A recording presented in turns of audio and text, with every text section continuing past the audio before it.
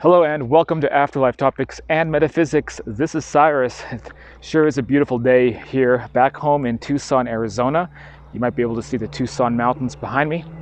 And I think this may be one of the most important videos that I've produced on this channel. So if there's a video to share or to like or interact with, I think this may be the best video to do so with. And I'm also saving this for the end of the year, and the topic that we are discussing today concerns how to avoid depressing, restricted, limited states of existence in the multiverse so that when you die, you don't have to reincarnate or otherwise be in a miserable condition once you cross over into these other realms. So this topic basically came to light over the last couple of months on the main Afterlife Topics forum. And of course, it's been an ongoing theme on this channel, an ongoing theme in my books as well. But it's become a little bit more crystallized. My concepts surrounding this are just a bit more clear than they have been in the past about the nature of sensation on the other side. There is this, I've always found it to be a very peculiar claim, belief system that people who, for one thing, that they have accepted that there is an afterlife. They've had, or they've researched about near-death experiences and out-of-body experiences and after-death contacts, or they've had experiences like this, astral projection trips, things like that. But they somehow come to a conclusion that the other side is a worse situation than here in this very restrictive, very limiting earth plane of existence.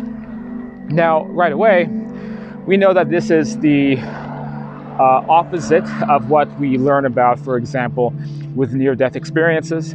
Many people who have NDEs, they have to adjust because they don't know how to acclimate back to the limited, restricted earth plane existence.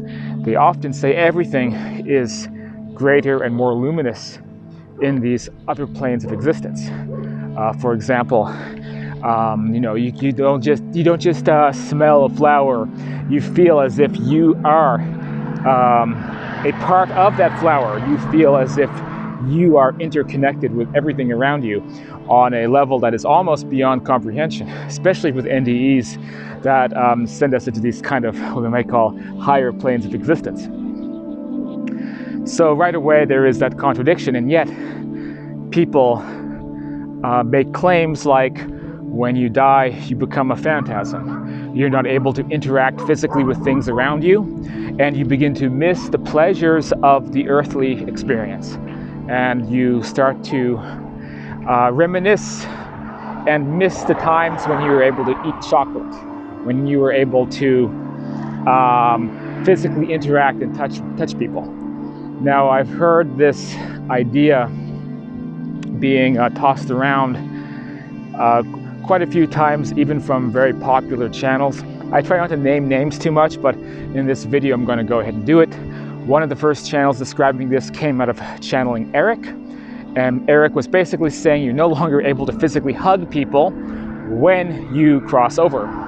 And I took exception to this because I've been in the astral projection state many times, physically hugging people, touching people, shaking hands, eating food, eating spicy food, basically doing anything that is available on this plane of existence, and finding it's still happening in this parallel plane of existence. So more recently we had Suzanne Giesemann, one of the most respected mediums of all time, paraphrasing the same thing, saying that again, when you die, you're kind of this vaporous, ethereal entity. And as a result, you're no longer able to do the things that you used to enjoy in this world. It's now off limits. Now, the most explicit description of this that I've read, which I would say is also one of the most depressing views of an afterlife I've ever seen, came out of our friend Sandra Champlain's book, We Don't Die. And a patron tipped me off to this last week, and it became a pretty big thread on the Afterlife Topics forum, which has included input from some of the biggest researchers in this field. People like Michael Time, people like Jürgen Ziva, they've chipped in their thoughts about this on that thread. I will go ahead and read the excerpt from that book to you now.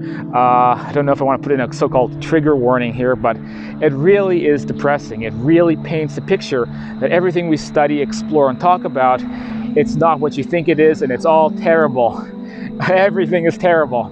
That's the impression I get from this, and it's a very strange set of assumptions from somebody who has interviewed hundreds of guests on her channel concerning this topic. So very unusual. Let's take a look at that excerpt from that book now.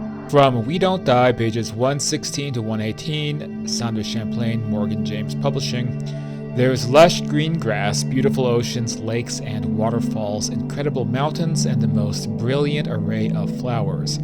Animals lovingly share our existence there. Music and all of our favorite things we had on earth are enjoyed in heaven. After our physical deaths, there will be time to rest, explore, and get comfortable with our new surroundings. Most stories of heaven explain that it is better than could be imagined, and we can have all of our favorite things and people around us. There are colors and sights and sounds that we cannot experience with the senses we have on earth. Speaking of our senses, we leave them behind when we leave earth. Our human body allows us to see, feel, hear, smell, and taste. I do believe heaven will be grand, but it will be different, and our experiences of things will be different. You may be able to experience a wonderful amount of love, but you won't be able to experience the feeling of being wrapped in someone's loving arms as you are being hugged. I had 2 experiences that assure me that this is correct. After my father died, I had some uncontrollable, painful bouts of grief. Those of you who have lost someone know the pain I am talking about. One evening just before going to bed, I was in the shower, and suddenly the pain of missing my dad flooded through my system. I burst into tears and buckled over, almost falling to the ground because the pain hurt so much. In that moment, I saw my dad standing before me, tall, healthy, and strong. The last time I saw Dad, he was in a hospital with a broken spine, his body swollen from the drugs he was given, and tubes going inside him. However, here in the shower, he had a good tan, wore a pale yellow polo shirt and a pair of blue jeans.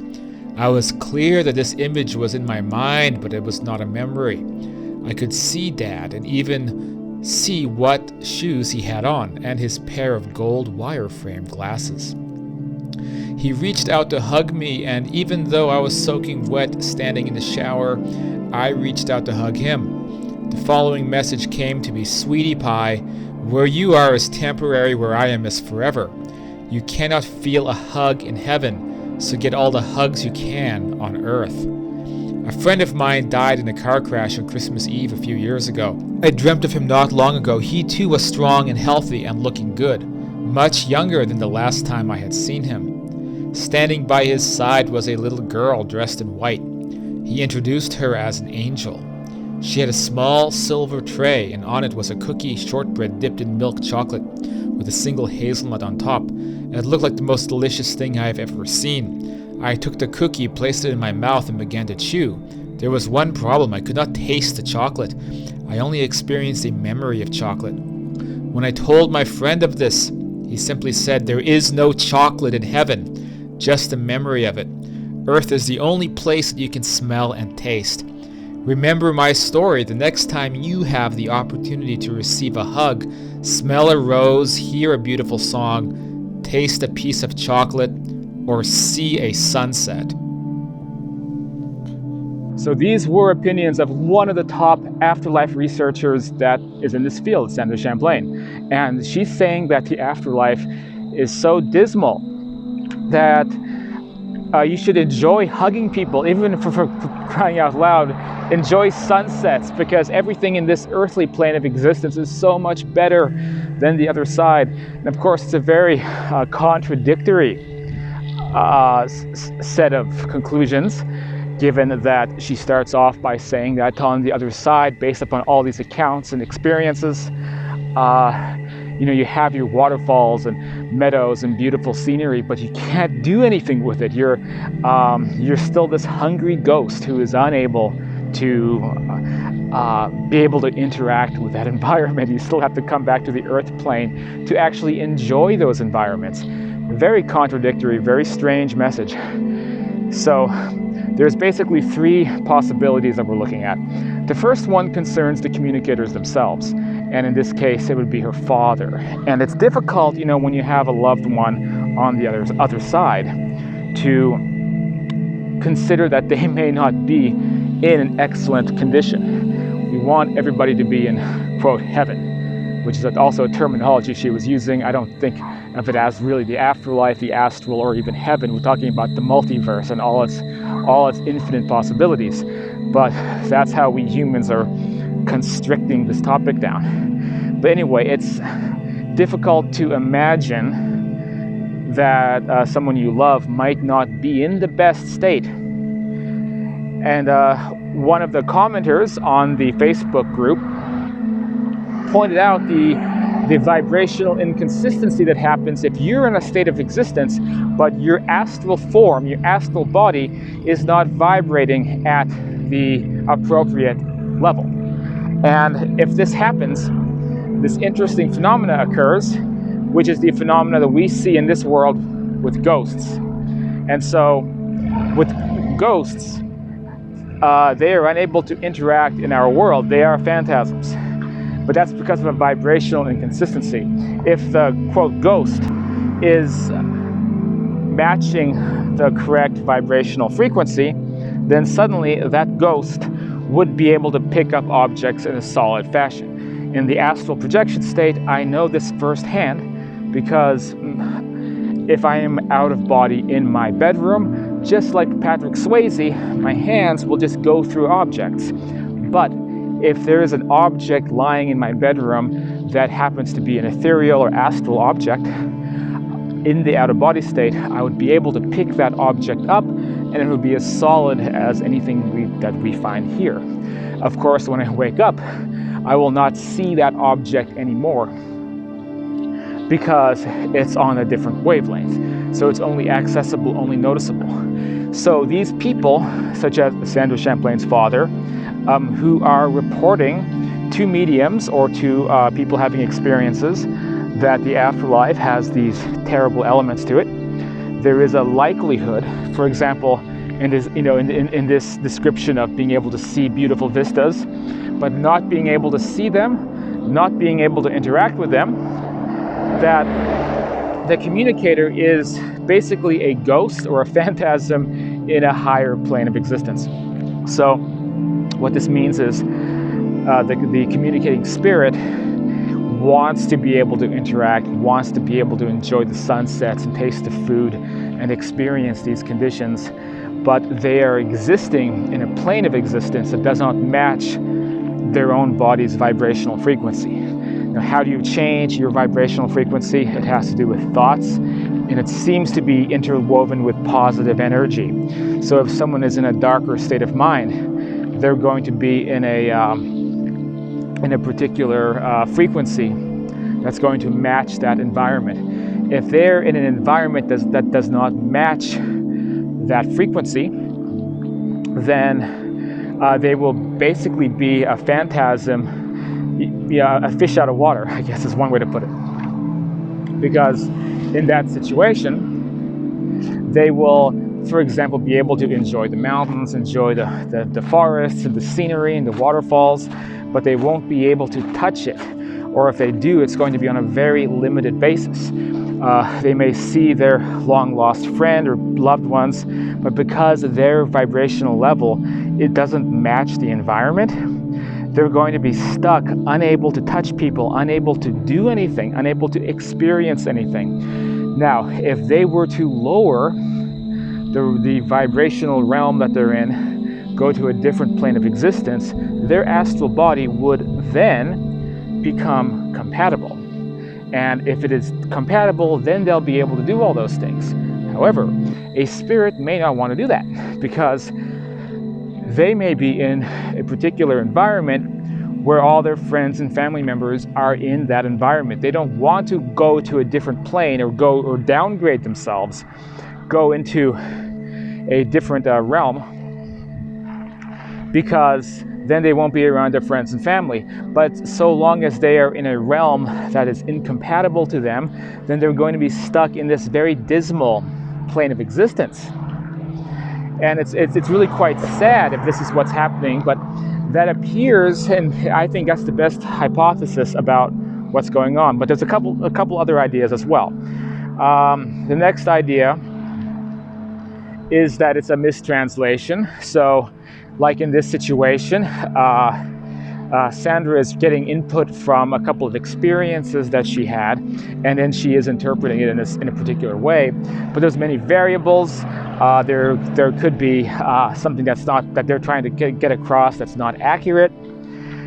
And the third possibility is that there may be entire planes of existence where your physical function and your use of the senses is limited. So one possibility is that the lower realms of existence, as Michael Time calls them, the Shadowlands, may be a kind of like lesser version even of the plane of existence that we're in right now. And if you're stuck in a, quote, lower realm, then you unfortunately may not have access to even the most basic functions of existence that we have in this world, the ability to touch, smell, see things, enjoy the environment, or all of this. It will be the opposite of those higher consciousness experiences that we hear about. Like if you read Jürgen's books, it's the opposite of all of these claims of how the afterlife sucks and it's so dismal. So that is the other possibility, is that there may be a communicator from a realm that is just not so great. But I like the first possibility the best because it explains why a spirit person may be describing or reporting a beautiful place, and yet they say it sucks here so bad, I can't do anything, I can't touch things, I can't smell things. And it's because their astral body is incompatible with the world that they're in. And so this leads me to the main topic of the video, which is how do you avoid depressing afterlife states and be able to enjoy the other side, the multiverse, so you don't think you have to reincarnate to be able to eat chocolate again. Isn't that that's the most depressing part of that whole excerpt from Sandra's book, is not being able to eat chocolate or do anything we enjoy here. There's a funny meme that Edipunch on the group made in response to this. It should be on the screen right now. So how do we avoid that? Real quick, if you're watching this so far, you like this video, hit that like button, subscribe to this channel, it really helps. And if you want to work with me personally, learn more about these topics, learn about astral projection, how to have more experiences like that, or get consultation coaching, you can just write to me down below, or also you can send up as a patron over at patreon.com/afterlife topics. Sorry, it's a little bit noisy out here today. But I enjoy the fresh air. It helps me feel healthier, helping me get better. The mountain air, really, it's much nicer here than LA. But anyway, yeah, what I was saying is, you can sign up at patreon.com or at the Afterlife University, afterlifetopics.com. All that are ways if you want to support the channel, work with me personally. Anyway, so to continue, the next bit, which is how do we avoid these situations? What it comes down to, first of all, is education. The biggest educational point is that the afterlife isn't just the astral plane or whatever. It is actually the multiverse.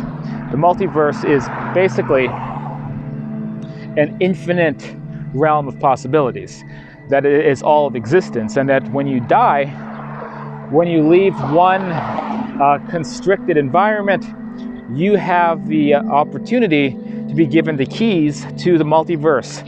And then the limitations are basically the limitations of your own mind. If you don't have a limitation in your own mind, then the things that you can experience and do are limitless. So if someone is unable to do certain things, they have a limitation in their own mind that is keeping them blocked. So educationally, remember that you have the entire universe to explore. This is what people in the astral projection communities have learned about for a long time. It depends on where you focus, the focus level, right? Where you focus your attention. The next thing to keep in mind is the vibrational level. And this is where spiritual work comes in. This is where self-development work comes in. This is why the subjects are interrelated. Because the higher your vibe, quote, in layman terms, the better your mood is, the more connected you are to people around you and the situations, the more empathy that you have, the more, as we say, service to others that you exist in, the more of that frequency that you're in. Yeah, that's a nice corner desk here. I almost want to grab it. I'll remember this when I come back later.